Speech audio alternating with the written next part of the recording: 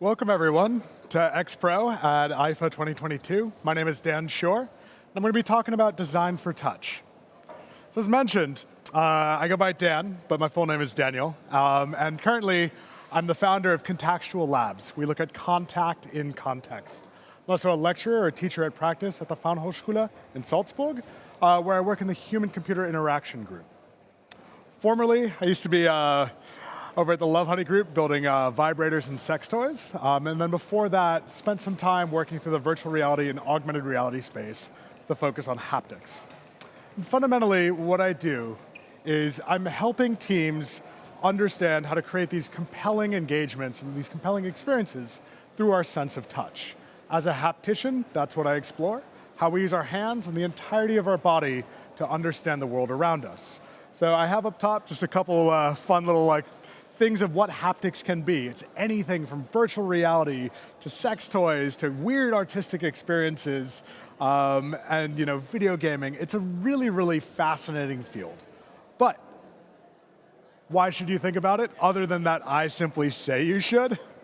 Well, it's everywhere, right? So touch is deeply ingrained into how we perceive the world around us, how we understand the world around us. It's even down into our daily language. He's touched by your thoughtfulness. He's so smooth, everybody loves him, right? Sticky situation, coarse language, lighten up, caring and warm, rough day, get a grip, right? All of these terms are tactile in their very nature. More than that, haptics, our sense of touch, is the future of interface design. And yes, that's even true in the whateververse, right?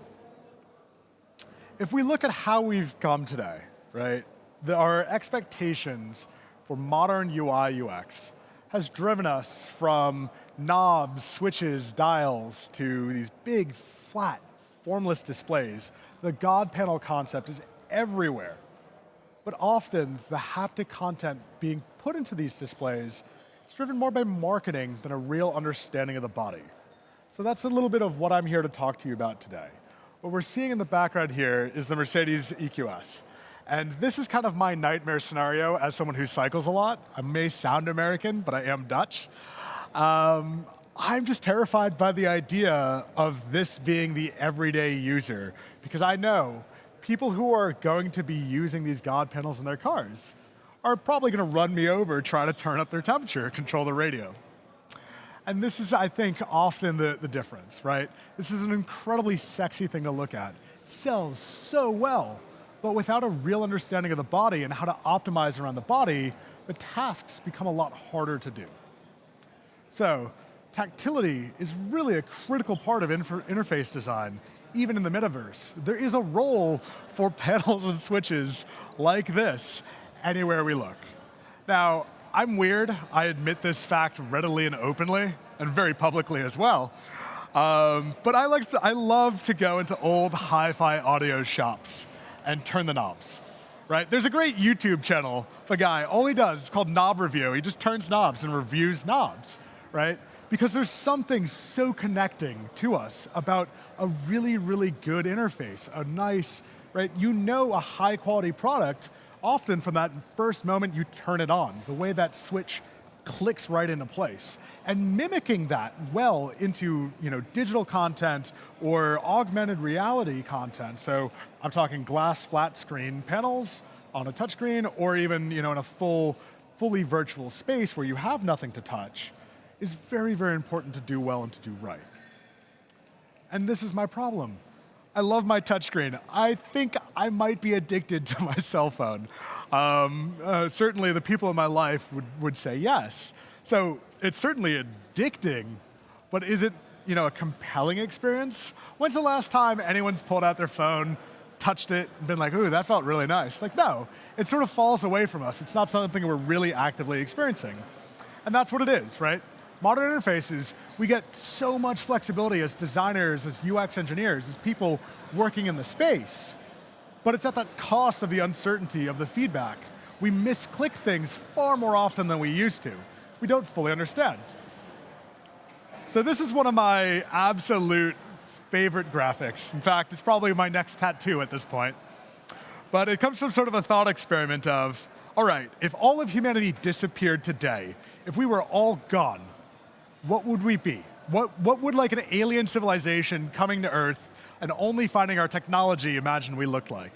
And this is sort of that end result, right? Everything is that one big finger, we're just tapping things, and a screen to feed our giant eye. But we're not engaging with the entirety of our body. We're not really engaging with all of the different aspects and elements of touch. So you've probably heard me say it already once or twice, but we have to understand the body's limitations. We have to optimize around those body's limitations to really build good future haptic feedback. Now, for those of you here on site at IFA, taking a nice tour around particularly the IFA Next booth, you'll find tons and tons of examples of haptic startups coming into the space. This is a market certainly going to grow in the next 5, 10, 20 years. And it has been growing all the way since the Nintendo 64 and the Rumble Pack. But we're starting to hit that point where we need to do it better. So I'm going to walk you guys through a little bit of how our body understands the world around us. And how do we actually perceive and interpret the entirety of our world. So we're going to take a half step back, right? Almost everyone, I'd imagine, is probably fully sighted. So if we look at the primary way we understand the world around us, tends to be our sense of vision. You are watching me live, right? Even though you're hearing my voice. There's sort of two sub-senses within our vision, right? You've got the fovea, which is that core 20 degrees of vision, and then you got your peripheral vision. Many of you have heard the term. The peripheral vision does not include focused content, but is much better optimized at understanding like movement and detection.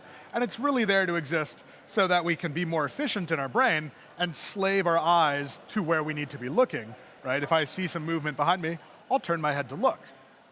But, right, all these receptors sit in our retina, and it's very, very passive. Light comes from the sun, travels all the way across space, and bounces off something and hits me in the face. I'm not really doing the heavy lifting there, right? And the same is true for audition. There's no real sub-senses here. Cochlea, right? So the inner ear, or I guess it's our eardrum, commonly known. And once again, fairly passive or indirect. The coffee machine grinding off in the corner, myself coming to you live, right? Something is generating a compression in the air, and that compression is stimulating our cochlea, and our brain automatically just turns that into sound. We don't really have to think or interpret it. Smell, same thing. A little bit trickier, right? The entirety of our nose, and this is different. Some dogs have wonderfully powerful noses. Humans, we do okay. We can usually smell a fart, not much more, not much less. But our odor receptors sit inside our nose. They pick up these odor, particulate that sits in the air, and that's really how we understand smell. Taste is where it starts to change, right? So we've all heard maybe the misconception that our tongue has distinct regions for tasting. This is not true. It's a great urban legend, though. But we have these subsenses: umami, sweet, bitter, sour, salt, effervescence. So Germans have highly tuned effervescent senses, loving their fizzy water. And then fat.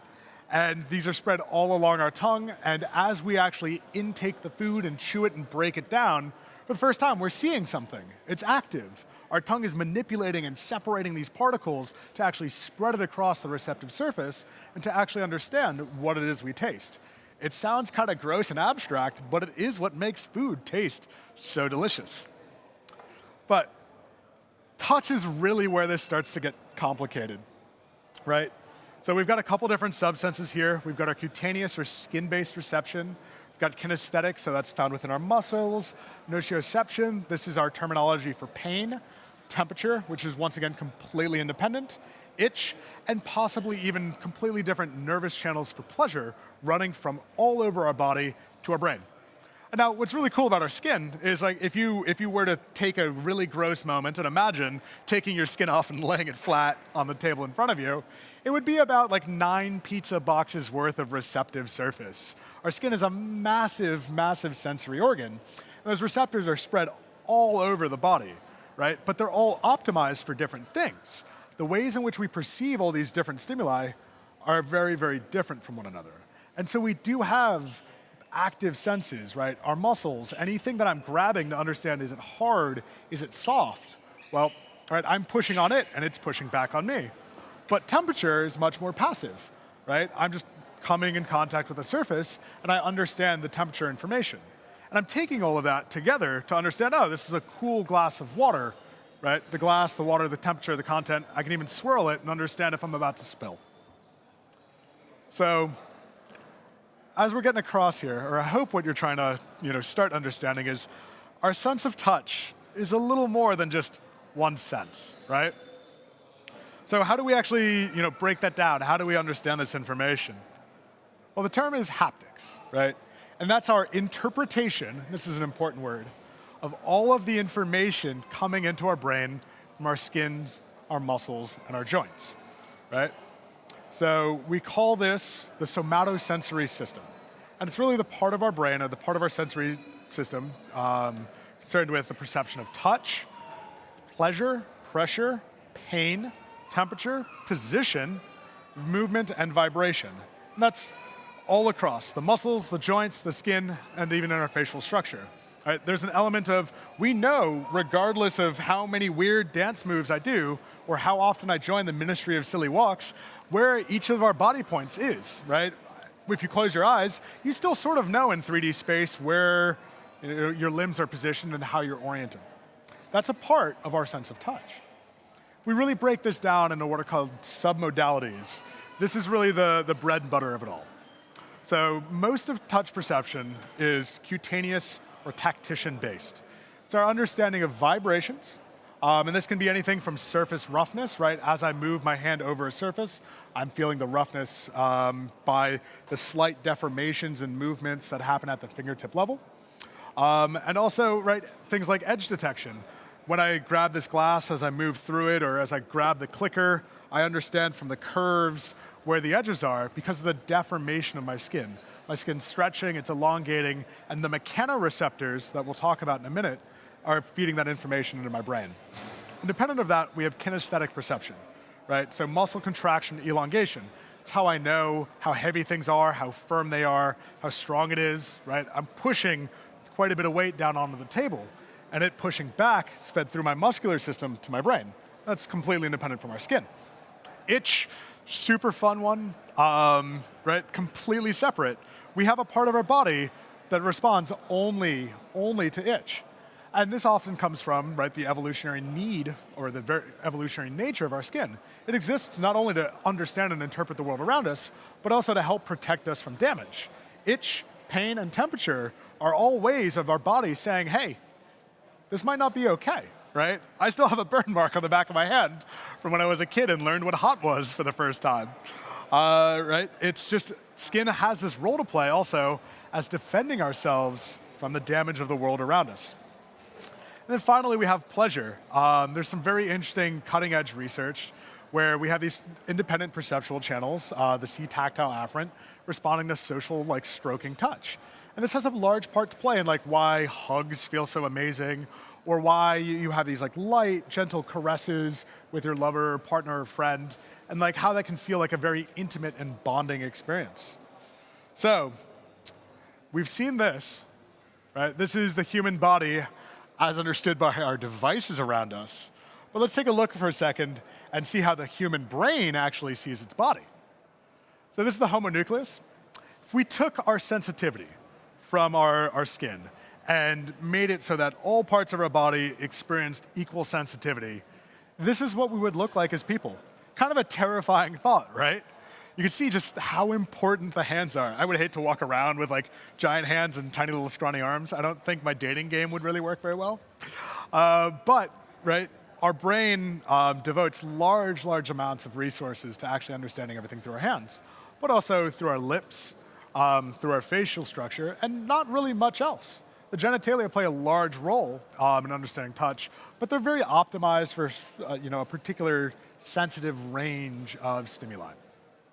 So if we take this terrifying homonucleus and actually start to apply that to what the brain would look like, if we take our entire brain and we look at the two cortexes, so our somatosensory cortex, which is part of the sensory input from the world around us, and also our motor cortex, you can see just how much, first off, of the brain is devoted to understanding touch.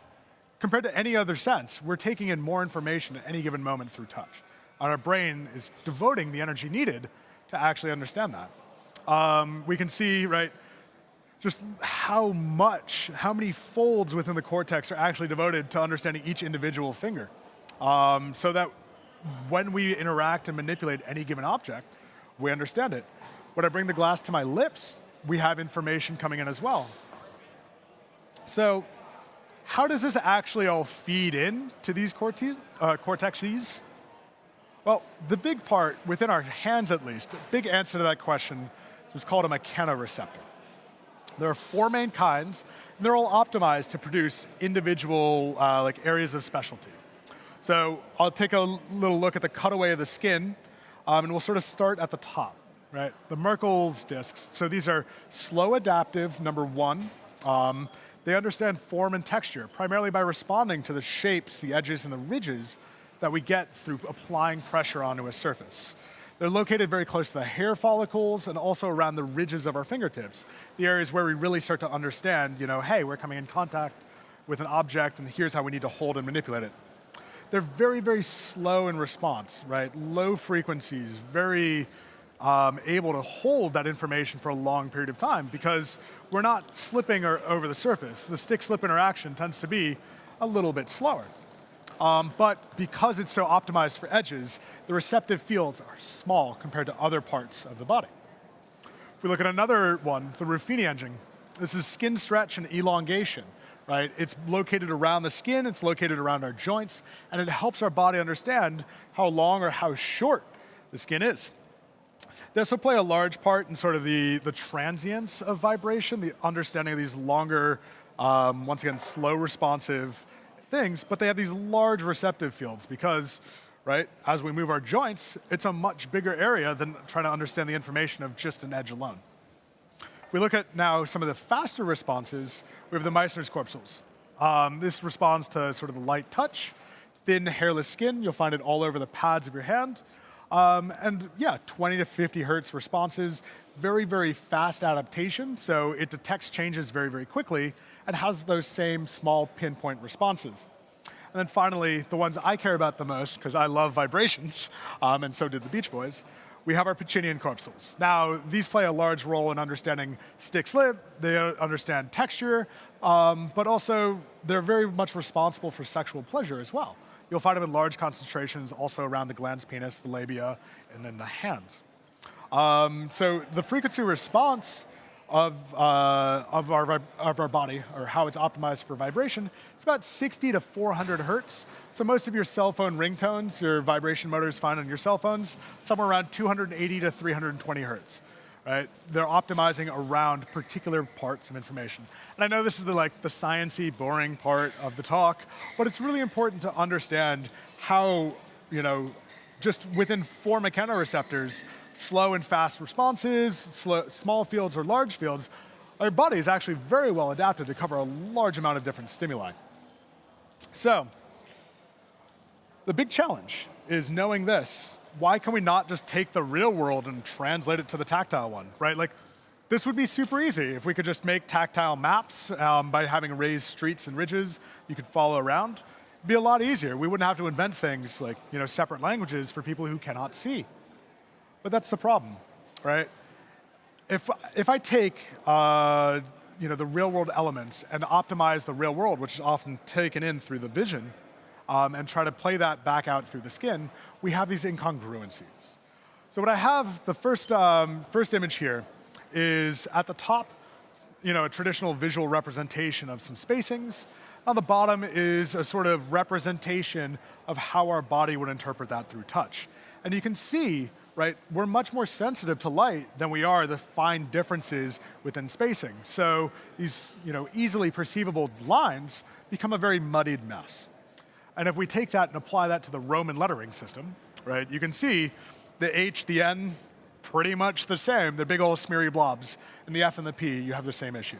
So a lot of the early work into trying to create books for blind were around trying to take these cited terms, the Roman letters, and to raise them, emboss them, deboss them into the page.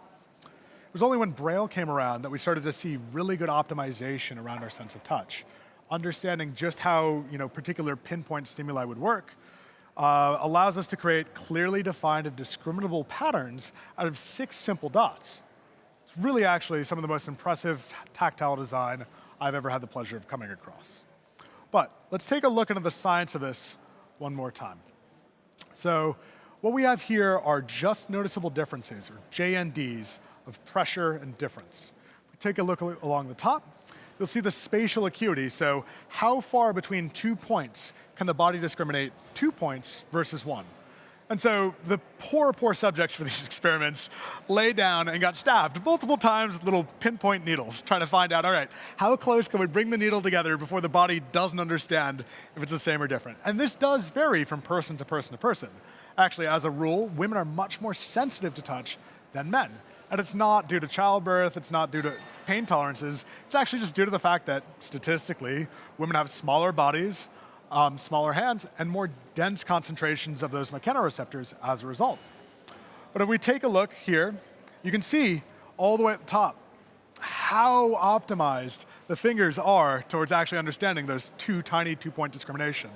Now, if this were a little more in person and you weren't all the way away from me on the camera, I'd probably pull up a volunteer, have them lay out their arm, and start poking people. What's really fun, and this is a great experiment to do with a friend who you don't particularly like, grab 2 sharpened pencils and just ask them, poking lightly at the same time on the forearm, do you feel 1 poke or 2? And you'll find the distance on the forearm is about that far apart for a human. Now you do it on the leg, I can't even do it with 1 hand anymore. The distances start to become very, very large because our body just, right, like how many edges are you really hitting with your shin? Well, you really only need to know if you hit something or not. And then if we take a look at another interesting area, the lips, you'll see how sensitive the lips are to pressure. It's a big part of what makes kissing feel so powerful, intimate, and engaging, right? We have really, really good pressure optimization on our fascia right around our lips. It's to understand what's about to come into our mouth, but we use it for human pleasure too. So, more brain that you're devoting to particular areas, the more sensitivity you tend to see. And we can see that, once again, if we look back at the cortices, how much is devoted to the lips and the hand relative to the rest of our body. So, if we take a minute and sort of summarize here, just for a second, one of these very, very simple interactions. Any of you guys know what this is? This is more of an American thing, I find. You guys 2-hole punch, we 3-hole punch all the time. But I've always loved, it's kind of like kitchen tongs. You grab them out, you give them a couple test clicks too, always. But it's this very nice, simple, tactile experience. But really, it's anything. If we look all the way at the top, right, I can understand as I'm pressing this hole punch through the page and I'm making that initial cut, I can actually feel at the edge of the paper the tearing. That's being transmitted from the paper through this tool into my hand and into my brain. And my brain's like, oh yeah, I totally understand what's happening all the way down. We have this amazing ability to be like telekinetic almost through touch. And that's our vibration perception, picking up the vibrations, transmitting through the solid steel. We also have the force and the weight. So if I pick this object up, I know how heavy it is, I know the muscles, the tendons, how much energy or effort it's taking to hold that thing in place. We also have this shape. I know when it's curved. I know without really looking at my hand, I have these nice long curved tongs. My fingers tell me roughly where that hand is in place. Coming in through the skin, cutaneous perception, and into the brain. We also pick up the texture. I know the difference between the sort of lightly, I guess this is like a sandblasted metal texture versus the nice, smooth, and very, very sticky grip. All right, once again, friction, vibration, perception coming in through the hand. The pressure, the deformation into the palm as I press into the handle. I know where my load is, how much load I'm applying to it. I also know, hey, if I left this thing out in the sun, it's going to be pretty warm. If I put it down, it's going to be pretty cold. We also start to actually add these things together, right? The knowledge of the environment being cool and the object being cool tells me it's probably metallic in nature versus a plastic, which will tend to have whatever thermal mass it needed to. It doesn't really change as quickly. So The important thing here is you can see just something as simple as putting a hole in paper requires tons of different receptors, tons of different sensors within the brain to come together to understand just one picture at a time. So, I'm going to go into the last little section here, and this is the important stuff. Taking the science now, how do we move that into design ideas you can implement for touch perception? So, a couple simple rules. First is, touch is fallible, right? We tend to think of touch as a sense where, like, if I can feel it, it must be real. But actually, as it turns out, we're very easily fooled by these internal illusions. Virtual reality takes advantage of this all the time. You can give someone a digital object, and the hand doesn't really need to be in a square if it's a perfect cube or a ball, if you can present the eye the impression that it's holding a cube or a ball, right? We have an understanding roughly where the fingers are, but that location isn't super precise. Or, right, you have a very common, or well-known, well-documented, I should say, haptic illusion. The closer something is to room temperature, the lighter it feels. So I can hold 100 grams at room temperature, or I can hold 10 grams at negative 10 degrees Celsius, and our body will actually think they're the same. It's a common confound.